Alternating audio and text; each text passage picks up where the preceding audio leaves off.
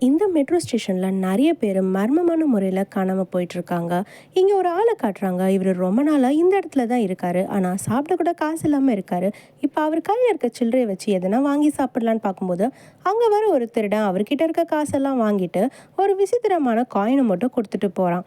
அந்த காயினுக்கு ஏத்த மாரி வெண்டர் மிஷின்ல ஒரு கோக்கும் இவருக்கு கிடைக்குது.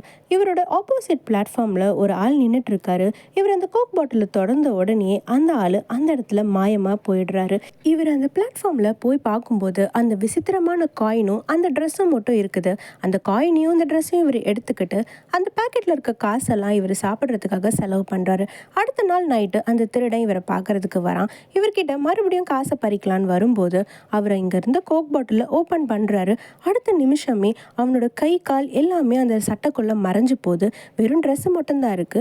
திடீர்னு வெண்டர் மிஷினுக்குள்ள அந்த திருடன் கத்துற சவுண்டு கேட்குது. இவர் பார்க்கும்போது மறுபடியும் பழைய மாதிரி அந்த வெண்டர் மிஷின் மாறிடுது. அந்த மெட்ரோ ஸ்டேஷனுக்கு வர ஒருத்தரையும் இதே மாதிரி இவர் கொன்னு அவங்களோட காசை எடுத்து இங்க சாப்பிட்டுட்டு சந்தோஷமா இருந்துட்டு இருக்காரு.